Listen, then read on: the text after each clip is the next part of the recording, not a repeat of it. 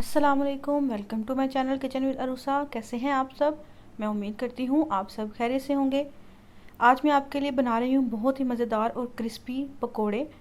पकोड़े बनाना बिल्कुल भी मुश्किल नहीं है, लेकिन आज मैं आपको कुछ टिप्स एंड ट्रिक्स के ज़रिए बताऊँगी किस तरह से आप बाज़ार जैसे क्रिस्पी और क्रंची पकोड़े घर पर बआसानी बना सकते हैं। आज मैं आपके लिए बनाऊँगी आलू और पालक के पकोड़े।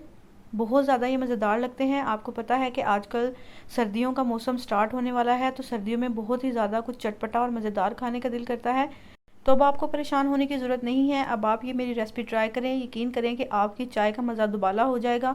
बहुत ज़्यादा ये मज़ेदार बनेंगे। मेरी इस रेसिपी को ज़रूर ट्राई करिएगा और मुझे बताइएगा कि आपने मेरी रेसिपी को फॉलो करके पकोड़े बनाए हैं तो किस तरह से बने हैं। बहुत ज़्यादा ये आसानी से बन जाएंगे। बस इसमें बेसन और पालक की क्वांटिटी का बहुत ज़्यादा ख्याल रखना पड़ता है। अगर आप बेसन की क्वांटिटी और पालक की क्वांटिटी जो है वो इक्वल रखेंगे तो आपके पकोड़े जो हैं बहुत ज़्यादा मज़ेदार बनेंगे।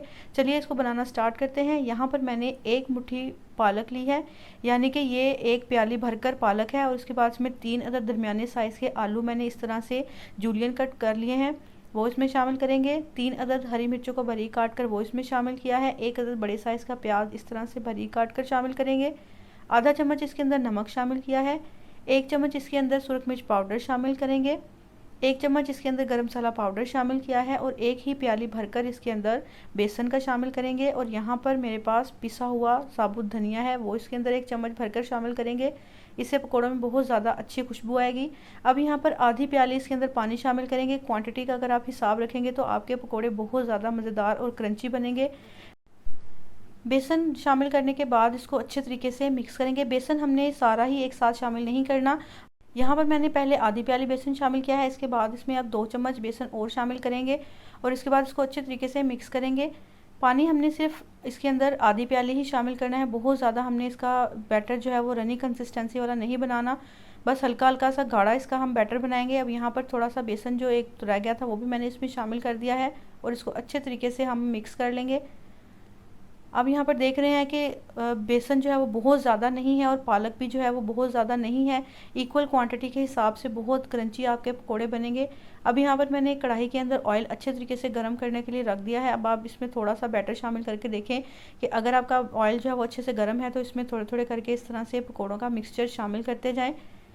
पकोड़े पकाते हुए आंच का बहुत ज़्यादा ख्याल रखना पड़ता है। अगर आप इसको बहुत ज़्यादा तेज़ आंच पर पकाएंगे तो पकोड़े ऊपर से तो अच्छे तरीके से पक जाएंगे लेकिन अंदर से कच्चे रह जाएंगे।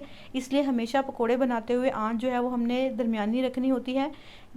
दरमियानी आंच पर पकोड़े जो हैं वो हल्के हल्के सिक कर बहुत ज़्यादा मज़ेदार बनते हैं। ऊपर से तो बहुत अच्छा इनके ऊपर गोल्डन कलर आ जाता है, लेकिन ये अंदर तक पक जाते हैं और आलू भी जो है वो अच्छे तरीके से गल जाते हैं। अब यहाँ पर आप देख रहे हैं कि एक तरफ से अच्छे से गोल्डन कलर आ गया है तो इसकी साइड पलट देंगे। बहुत ज़्यादा ये मज़ेदार बनेंगे। आप इसको ज़रूर ट्राई करिएगा और मुझे बताइएगा कि आपको मेरी ये रेसिपी कैसी लगी है।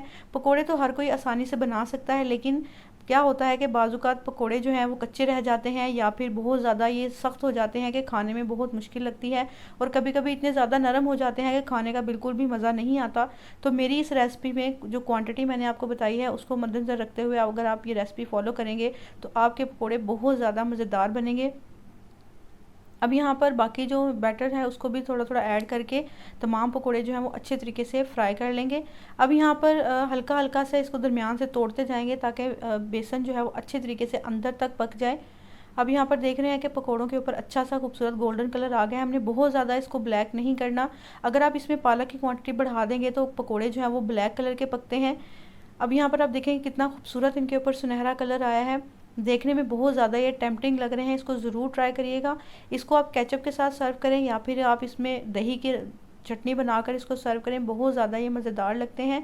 इस रेसिपी को ज़रूर ट्राई करिएगा। आप देख रहे हैं कि देखने में कितने ज़्यादा ये क्रंची हैं और अंदर से अच्छे तरीके से पक गए हैं। अगर आपको मेरी वीडियो पसंद आए तो अपने फ्रेंड्स और फैमिली मेम्बर्स के साथ ज़रूर शेयर कीजिएगा। अगर आप मेरी वीडियो पहली बार देख रहे हैं तो प्लीज़ मेरे चैनल को लाइक शेयर और सब्सक्राइब ज़रूर कीजिएगा। बेल आइकन को ज़रूर प्रेस किया करें ताकि मेरी आने वाली हर नई रेसिपी का नोटिफिकेशन आप तक ज़रूर पहुँचे। मुझे दुआओं में याद रखिएगा। अल्लाह हाफिज़।